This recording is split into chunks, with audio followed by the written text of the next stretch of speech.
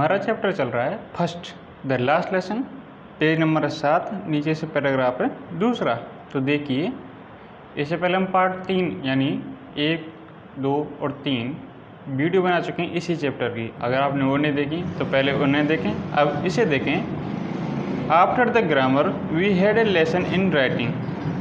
After के बाद, the grammar grammar के यानी ग्रामर के बाद, वी हैड वी हमारे पास, had lesson part in writing writing में यानी राइटिंग वाला जो सेक्शन है उसमें एक पार्ट था। ग्रामर के बाद हमारा राइटिंग में एक पार्ट था। That day M Hamel had new copies for us. That day उस दिन, एम हेमिल जो कि टीचर हैं, हैड न्यू कॉपीज यानी नई कॉपियाँ, फॉर अस हमारे लिए। उस दिन एम हेमिल हमारे लिए नई कॉपियाँ लाई। Written in a beautiful round hand, France Alsace, France Alsace. Written लिखा हुआ था, in a beautiful round hand, beautiful सुंदर, राउंड हैंड यानी घुमावदार या गोलाकार, जिस प्रकार जैसे हाथ को घुमाकर जो राइटिंग है यानी हाथ को घुमाकर जो अक्षर लिखे जाती हैं उस शैली में राउंड हैंड यानी घुमाकर हाथ को, उसमें लिखा हुआ था France Alsace, France Alsace. France उसका देश है, अल्सेस उसका जिला है।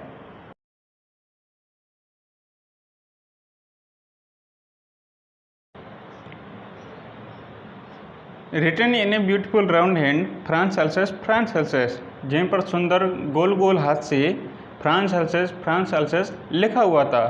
They looked like little flags floating everywhere in the school room.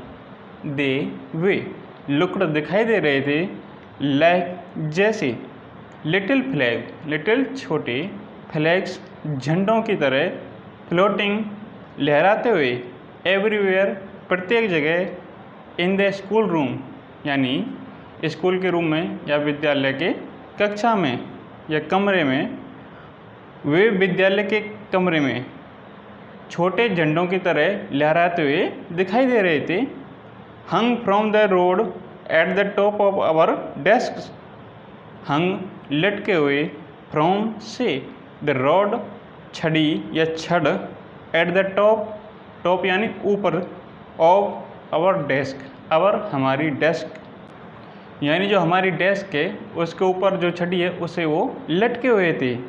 You ought to have seen how every one set to work and how quiet it was. You तुम्हें, ought to have seen यानी तुम्हें देखना चाहिए, how कैसे, everyone प्रत्येक, set लगा हुआ था, टू वर्क काम में। तुम्हें देखना चाहिए कि प्रत्येक कैसे काम में लगा हुआ था। ये हमसे कह रहा है जो इस पार्ट को पढ़ रहा है कि तुम्हें देखना चाहिए कि प्रत्येक काम में कैसे लगा हुआ था यानी वहाँ काम कैसे हो रहा था। एंड और हाउ कितनी या कितना, क्वाइट शांति, इट वॉज ये थी यानी कितनी शांति थी यानी सब अपने काम में लगे हुए थे, यहाँ बहुत ज़्यादा शांति थी, ये तुम्हें देखना चाहिए। The only sound was the scratching of the pens over the paper. The only sound यानी ओनली केवल, साउंड आवाज़, वाज थी, द स्क्रैचिंग रगड़ने की, ऑफ द पेन्स पेनों की, ओवर द पेपर ओवर के ऊपर, पेपर कागज़ के, केवल कागज़ के ऊपर पेनों के रगड़ने की आवाज़ ही आ रही थी, इसके अलावा वहाँ बहुत शांति थी। वंस सम बीटल्स फ्ल्यू इन। वंस एक बार, सम कुछ, बीटल्स कीड़े, फ्ल्यू इन फ्ल्यू उड़ाए, इन अंदर, एक बार कुछ कीड़े अंदर उड़ाए यानी कमरे के अंदर आ गए।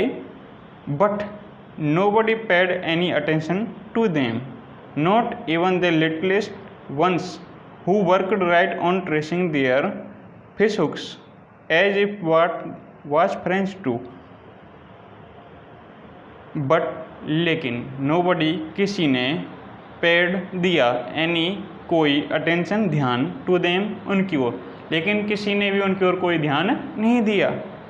Not even the littlest ones, not नहीं, इवन यहाँ तक कि लिटलेस्ट सबसे छोटे, वंस जो बच्चे हैं सबसे छोटे, यहाँ तक कि उन्होंने भी उनकी ओर ध्यान नहीं दिया। यानी जो कक्षा में सबसे छोटे बच्चे थे उन्होंने भी उन कीड़ों की ओर ध्यान नहीं दिया। जो वर्कड काम करते थे, राइट ऑन ट्रेसिंग यानी खोजने का, देयर उनको, फिश यानी मछली को, हुक्स यानी पकड़ने का कांटा जो होता है वो, जो कि उन्हें मछली के पकड़ने के कांटों से ढूंढने का काम करते थे। उन छोटे बच्चों ने भी उन कीड़ों की ओर ध्यान नहीं दिया। कभी तो इन कीड़ों को ही, इन तितलियों को ही पकड़ने का काम करते थे, लेकिन आज इन्होंने भी इन कीड़ों की ओर ध्यान नहीं दिया। एज इफ मानो जैसे कि, दैट वाज जो कि, फ्रेंच टू कि वे भी मानो ऐसे फ्रेंच सीख रहे हों, इसलिए उन्होंने भी ध्यान नहीं दिया। यानी छोटे बच्चे भी आज फ्रेंच सीखना चाह रहे हों। On the roof the pigeons cooed very low and I thought to myself, will they make them sing in German even the pigeons. On the roof छत पर, द पिजन्स कबूतर, कूड कूक रहे थे या कूके, वेरी लो बहुत धीमे, छत के ऊपर कबूतर बहुत धीमी आवाज़ में कूके। एंड और आई मैंने, थॉट सोचा, टू माई सेल्फ अपने मन में, मैंने अपने मन में सोचा या मैंने स्वयं से सोचा, विल दे क्या वे, मेक बनाएंगे, देम उन्हें, सिंग इन जर्मन सिंग गाने के लिए, इन जर्मन यानी जर्मन भाषा में, इवन यहाँ तक कि द पिजन्स कबूतरों को, क्या वे कबूतरों तक को भी जर्मन भाषा में गाने के लिए मजबूर करेंगे। यानी ये कह रहा है जो नई भाषा के लोग आएंगे, यानी जो जर्मन का कब्जा हो गया है, अब ये कह रहे हैं अल्सेस और लॉरेन के स्कूलों में जर्मन भाषा पढ़ाई जाए फ्रेंच की जगह। अब ये जो छत पर कबूतर हैं और ये जो पक्षी हैं, क्या ये भी अब जर्मन भाषा में ही गाना गाएंगे, ये अपने मन में सोच रहा है। अब इसी पैराग्राफ का एक साथ हिंदी देखें। ग्रामर के बाद हमारे पास राइटिंग में एक पार्ट था। उस दिन एमएमएल हमारे लिए नई कॉपियाँ लाए थे, जिनमें सुंदर राउंड हैंड में फ्रांस अल्सेस लिखा हुआ था।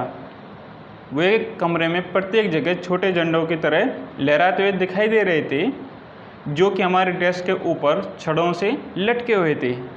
तुम्हें देखना चाहिए था कि प्रत्येक कैसे अपने काम में लगा हुआ था और यह कितना अधिक शांत था। केवल कागज़ के ऊपर पेनों के रगड़ने की आवाज़ ही आ रही थी।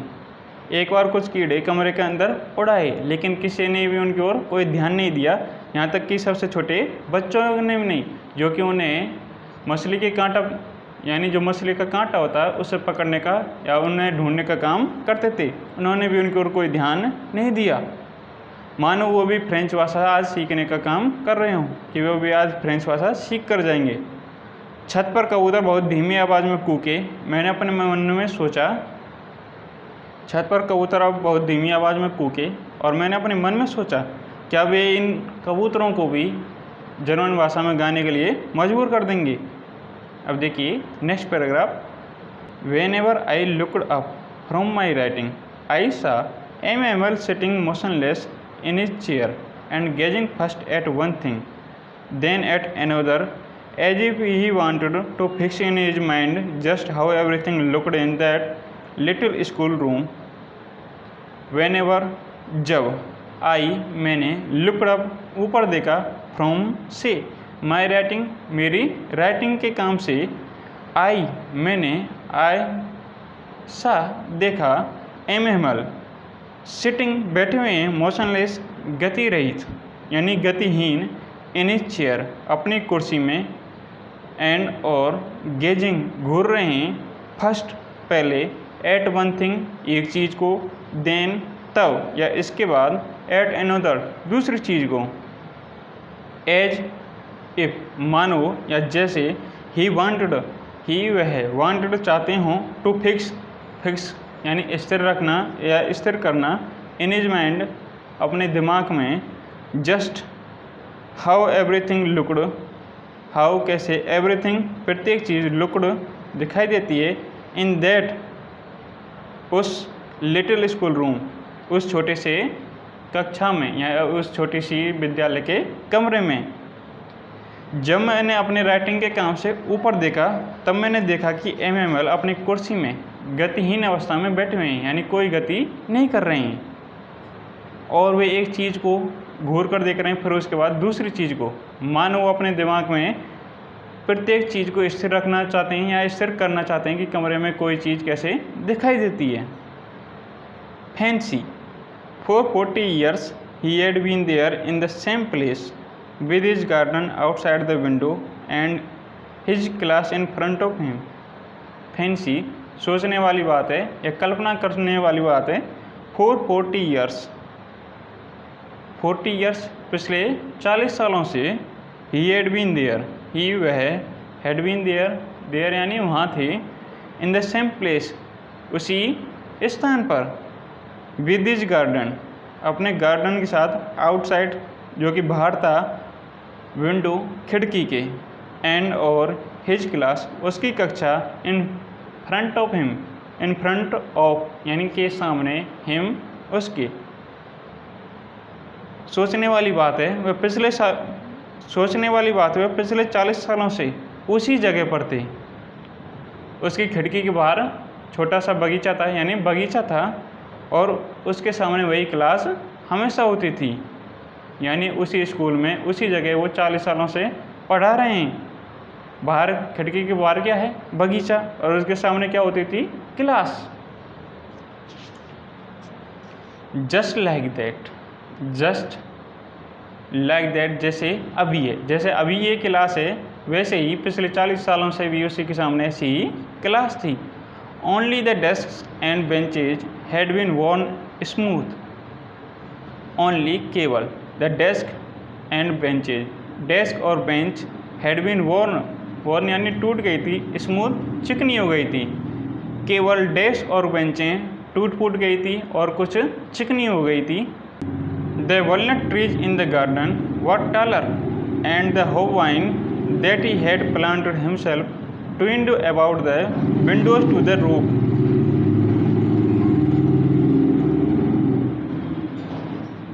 The walnut trees, walnut अखरोट के, trees पेड़, in the garden बगीचे में, were थे, taller बड़े हो गए, यानी बगीचे में जो अखरोट के पेड़ थे वो बड़े हो गए।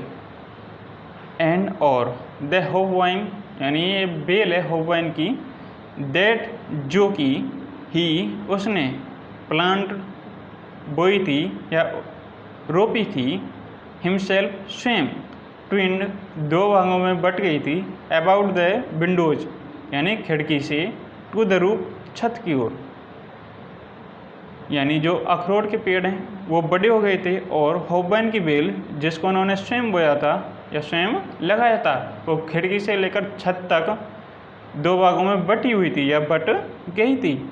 How it must have broken his heart to leave it all, poor man. How कितना या कैसे, it must have been, it must have, it इसने, मस्ट हैव ब्रोकन, ब्रोकन यानी तोड़ दिया होगा, हिज हार्ट उसका दिल या हृदय, टू लीव इट ऑल क्या वो उसे छोड़ने वाले हैं, यानी इस बात ने कि वो अब इन सबको छोड़कर चले जाएंगे, इस बात ने उनका हृदय कितना अधिक तोड़ दिया होगा। To hear his sister moving about in the room above, packing their trunks, to hear सुनना, हिज सिस्टर अपनी बहन को, मूविंग जो कि गति कर रही थी, about in the room above room कमरे में, अबव ऊपर जो कि ऊपर के कमरे में गति कर रही थी, packing their trunks packing pack कर रही थी, देयर ट्रंक्स देयर उनके ट्रंक्स बक्सों को, यानी वो अपने बक्सों में सामान को पैक कर रही थी। ऊपर जो कमरा है उस कक्षा के ऊपर कमरा है उसमें उसकी बहन बक्से में सामान को पैक कर रही थी, इस प्रकार उसकी गति हो रही थी, उसको सुनना। Four they must leave the country next day, four they we must leave छोड़ देंगे, द कंट्री देश को, नेक्स्ट डे अगले दिन, क्योंकि वो अगले दिन देश को छोड़ने वाले हैं या छोड़ देंगे, क्योंकि वो अगले दिन कहाँ चले जाएंगे, इस देश को छोड़कर किसी दूसरे देश में। अब इसी पैराग्राफ का एक साथ हिंदी सुने। जब मैंने अपनी राइटिंग के काम से ऊपर देखा तो मैंने देखा कि एमएमएल अपनी कुर्सी में गतिहीन अवस्था में बैठे हुए हैं, और वो एक चीज़ से दूसरी चीज़ को घूर रहे हैं। मानो वो ये अपने दिमाग में स्थिर रखना चाहते हैं या स्थिर करना चाहते हैं कि कमरे में प्रत्येक चीज़ कैसी दिखाई देती है। सोचने वाली बात है, पिछले 40 सालों से वहाँ वो उसी जगह थे। खिड़की के बाहर बगीचा था और उनके सामने यही क्लास होती थी जैसे कि अभी है। केवल डेस्क और बेंचें टूट फूट गई थी, अखरोट के पेड़ बड़े हो गए थे और हॉपवाइन की बेल जो कि उन्होंने स्वयं बोई थी वह खिड़की से लेकर छत तक 2 भागों में बट गई थी। इस बात ने उनका दिल या हृदय कितना अधिक तोड़ दिया होगा कि वो इन सबको छोड़ने वाले हैं।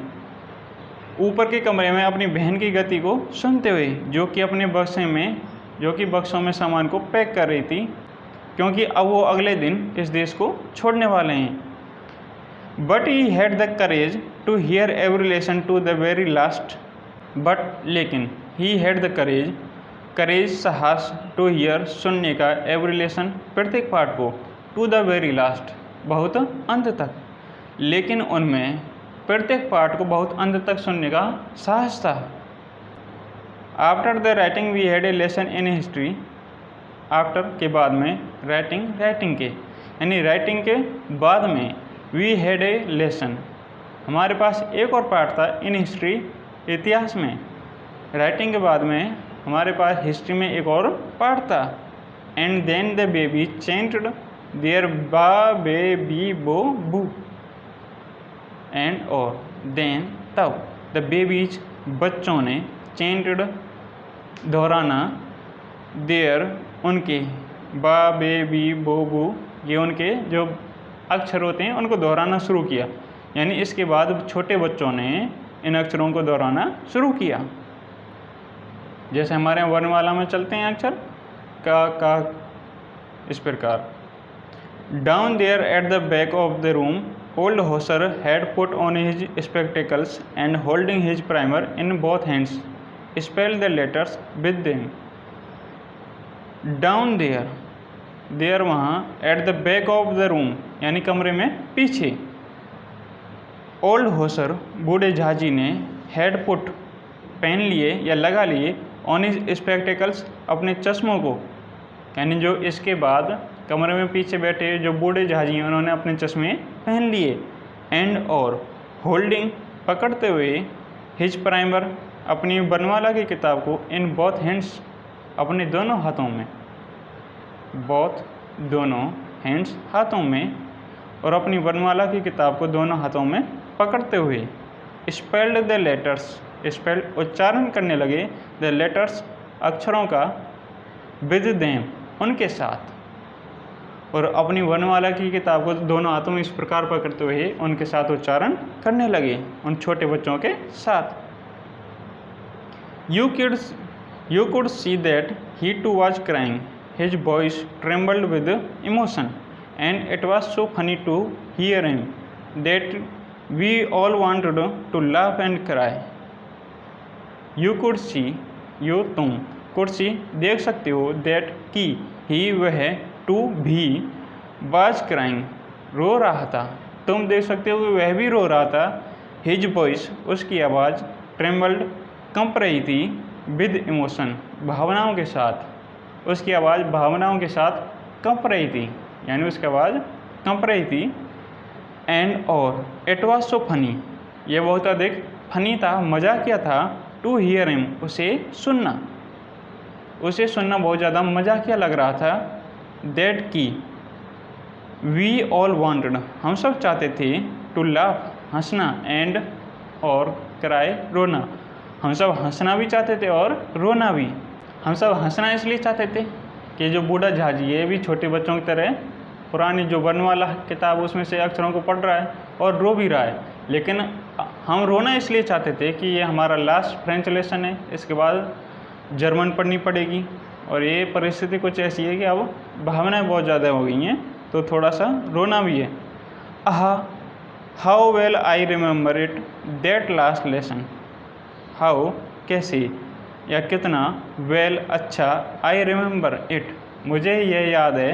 रिमेंबर याद है। दैट लास्ट लेसन वह लास्ट लेसन यानी अंतिम पाठ मुझे वह अंतिम पाठ कितना अच्छा याद है या कितने अच्छे से याद है। मैं उस दिन को नहीं भूलूंगा जिस दिन हमारा लास्ट लेसन पढ़ाया गया। ये लेखक कह रहा है। इसी पैराग्राफ को एक बार और हिंदी सुने। लेकिन उनमें प्रत्येक पाठ को बहुत अंत तक सुनने का साहस था। राइटिंग के बाद हिस्ट्री में या इतिहास में हमारे पास एक और पाठ था, और तब बच्चों ने बा बे बी बो बू दोहराना शुरू किया। कमरे में पीछे बैठे बूढ़े झाजी ने अपने चश्मे पहन लिए और अपने दोनों हाथों में वर्णमाला की किताब को पकड़ते हुए अक्षरों को उनके साथ दोहराना शुरू किया। तुम देख सकते हो कि वह भी रो रहा था। उसकी आवाज़ भावनाओं के साथ कँप रही थी। यह बहुत अधिक मजाक और उसे सुनना बहुत अधिक मजाकिया था। हम सब चाहते थे कि हम हंस सकें और रो सकें, और मुझे वह अंतिम पाठ बहुत अच्छी तरह याद है। अब देखिए next paragraph. All at once the church clock struck 12। All at once, फिर एक बार, द चर्च क्लॉक, चर्च की घड़ी, स्ट्रक, अटक गई, 12 यानी 12 बजे। देखो दो मीनिंग है। एक है स्ट्रक, STRUCK, इसका अर्थ है अटक गई।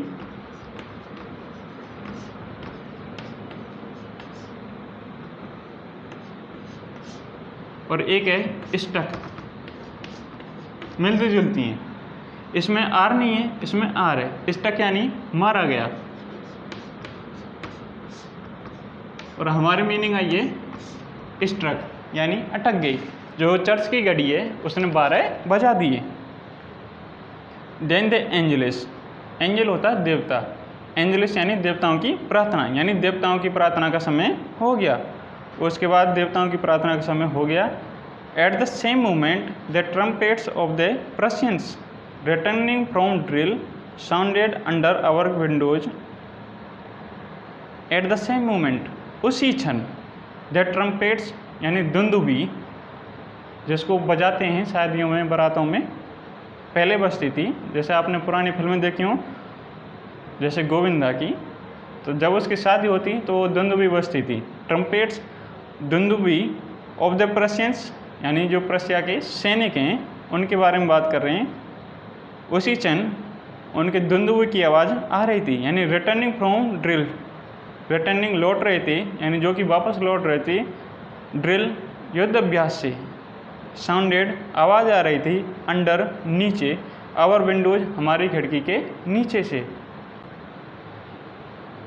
उसी क्षण प्रशिया के सैनिकों की दुंदुबी की आवाज़ आ रही थी, जो कि युद्ध अभ्यास से वापस लौट रहे थे। यह आवाज़ कहाँ रही थी? हमारी खिड़की के नीचे। M Hamel stood up very pale in his chair. M Hamel stood up, खड़े हो गए, वेरी पेल, पेल यानी पीला, लेकिन यहाँ इसका अर्थ लेंगे बेजान। वेरी पेल, बहुत बेजान, इन हिज चेयर, अपनी कुर्सी से। एम हेमल अपनी कुर्सी से खड़े हो गए, बहुत बेजान लग रहे थे। आई नेवर सा हिम लुक सो टाल।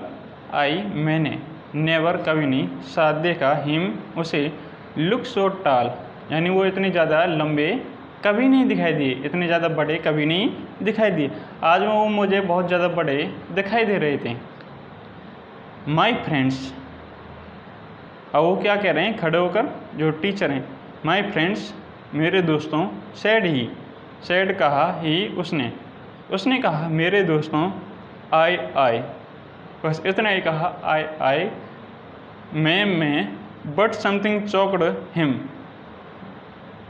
बट, लेकिन, समथिंग, किसी चीज़ ने, चौकड, रुंध गया यानी बंद कर दिया, हिम, उसे, यानी किसी चीज़ ने उनके गले को रूंध दिया, यानी जैसे गले में रुकावट आ गई, अब वो कुछ आगे नहीं बोल सकते हों। He could not go on, he, वह, कुड नॉट गो ऑन, आगे कुछ भी नहीं बोल पाए, वो केवल इतना ही बोल पाए, मैं, मेरे दोस्तों, उसने कहा, मैं, किसी चीज़ ने उनका गला रूंध दिया, वो आगे नहीं बोल पाए। इससे पिछले पैराग्राफ को देखिए। चर्च की घड़ी में 12 बज गई थी, तब देवताओं की प्रार्थना का समय हो गया था। उसी क्षण प्रशिया के सैनिक युद्धाभ्यास से वापस लौट रहे थे, जिनकी दुंदुबी की आवाज़ हमारी खिड़की के नीचे से आ रही थी। एम अपनी कुर्सी से खड़े हो गए, बहुत बेजान लग रहे थे। मैंने कभी उन्हें इतना बड़ा नहीं देखा था, यानी आज वो मुझे बहुत ज़्यादा बड़े दिखाई दे रहे थे। मेरे दोस्तों, उसने कहा मैं, लेकिन किसी चीज़ ने उनका गला रोन दिया, वे आगे कुछ भी नहीं बोल पाए। अब देखिए लास्ट पैराग्राफ है। Then he turn to the blackboard, took a piece of chalk and bearing on with all his might he wrote as large as he could, Vive la France. Then तब he turned, वह मुड़े to the blackboard की ओर, took a piece of chalk, टुक लिया, a piece एक टुकड़ा, of chalk का, तब वह ब्लैक बोर्ड की ओर मुड़े और चौक का एक टुकड़ा लिया, एंड और बियरिंग इकट्ठा किया, on with all is might यानी अपनी पूरी शक्ति को, तब उन्होंने अपनी पूरी शक्ति को इकट्ठा किया। He wrote as large as he could, he उन्होंने या उसने, रोट लिखा, एज लार्ज एज यानी जितना बड़ा वो लिख सकते थे, ही कुड यानी जितना बड़ा उनसे लिखा जा सकता था उतने बड़ा लिखा, वाइव ला फ्रांस या विवे ला फ्रांस। देखो जैसे हम कहते हैं भारत माता की जय, हिंदुस्तान जिंदाबाद, उसी प्रकार ये फ्रांसीसी क्या करते हैं अपने देश के लिए, विवे ला फ्रांस यानी फ्रांस की जय हो या फ्रांस जिंदाबाद। वो कुछ भी नहीं बोल पाए, ब्लैक बोर्ड की ओर मोड़े, चौक का एक टुकड़ा लिया और जितना बड़ा वो हो सकता था उतना लिखा, विवे ला फ्रांस यानी फ्रांस की जय हो। Then he stopped and leaned his head against the wall and without a word he made a gesture to us with his hand. School is dismissed, you may go. Then तब he वह stopped रुक गई, and और leaned झुक गई, his head उसका सिर, against विरुद्ध, the wall दीवार के, तब वे रुक गए और उनका सिर दीवार के विरुद्ध झुक गया, यानी इस प्रकार उल्टा हो गए, सिर को किस तरफ लगा लिया, दीवार के सहारे। ही मेड ए गेस्चर, ही उसने, मेड दिया या बनाया, ए एक, गेस्चर संकेत या इशारा, टू अस हमारी ओर या हमसे, विद हिज हैंड अपने हाथ से, और उन्होंने अपने हाथ से हमारी ओर इशारा किया। स्कूल इज डिसमिस्ड, स्कूल विद्यालय, डिसमिस बंद होता है, यू मे गो, यू तुम, मे गो जा सकते हो, विद्यालय बंद होता है, अब तुम जा सकते हो। इसका एक बार और सुन लें हिंदी। तब वे रुक गए और उनका सिर दीवार की ओर झुक गया, बिना किसी एक शब्द के उन्होंने हमारी ओर एक हाथ से इशारा किया। स्कूल यानी विद्यालय बंद होता है, तुम जा सकते हो। बहुत खतरनाक एंडिंग हुई है, बहुत दर्दनाक। अगर आप इसकी भावनाओं में खो जाएं, शायद हम तो खोए थे, तुम्हारा पता नहीं। अब देखिए इस पार्ट में 2-4 बातें, यहाँ तो आपका चैप्टर कंप्लीट होता है, इसका अर्थ कंप्लीट होता है। इस अर्थ को समझने के लिए आपको 2-3 बार तो खुद करना पड़ेगा, और इसमें कुछ अच्छी बात आई हैं उनको एक बार मैं बता देता हूँ। इस पूरे चैप्टर में 2-3 बातें अच्छी हैं, जैसे ये कह रहा है एलसीएस के लोगों की सबसे बड़ी समस्या ये कि वे आज के काम को कल पर टाल देती है, यानी हमें कोई भी काम जो कि अच्छा है उसे कल पर नहीं टालना चाहिए, आज ही करना चाहिए। हम सोचते हैं हमारे पास पर्याप्त समय है, उसे कल कर लेंगे, लेकिन कल कभी आता नहीं, कल तो होता ही नहीं, कल होगा फिर उसके बाद भी कोई और कल होगा। इसलिए कोई भी काम हो अच्छा सा, जैसे पढ़ने का या और भी कोई काम, तो उसे आज ही कर लेना चाहिए। और इसके अलावा और क्या आया इसमें, ये कह रहा है कि आज मैंने पूरा ध्यान दिया था, वो लिटिल फ्रेंड जो है लेखक वो कह रहा है मैंने पूरा ध्यान दिया था, ऐसा लग रहा है पूरा पाठ बहुत आसान है। जब भी आप किसी भी चीज़ पर ध्यान देंगे तो वो आसान ही लगने लगेगी। आपकी पढ़ाई है, आपकी जो किताबें हैं, जो भी कठिन लगती है उस पर पूरा ध्यान दें, जो भी आपके टीचर हैं उन्हें ध्यान से सुनें। और कुछ अच्छा आता है इसमें,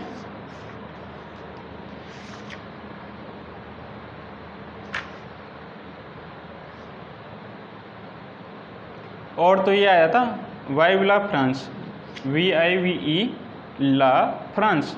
इसका हमारी भाषा में अर्थ करें तो वाइव यानी बीवी ला फ्रांस।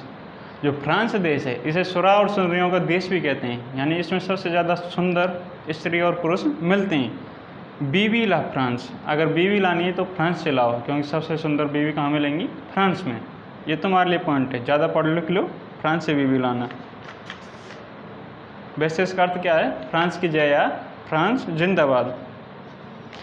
तो इसके साथ ही आपका फर्स्ट चैप्टर कंप्लीट होता है। इसके बाद हम नेक्स्ट चैप्टर की वीडियो लाएंगे, उसको भी देखें और इस चैनल को तुरंत सब्सक्राइब करें। अगर नहीं किया तो इस वीडियो को भी लाइक करें। कोई कमी रही है तो उसे बताएं, और कुछ अच्छा लगा है तो उसे भी बताएं। और आपकी कोई अन्य समस्या हो, डाउट हो, तो उसे कमेंट करके हमारे साथ शेयर कर सकते हैं। तो मिलते हैं किसी नेक्स्ट वीडियो में, तब तक खूब पढ़ें।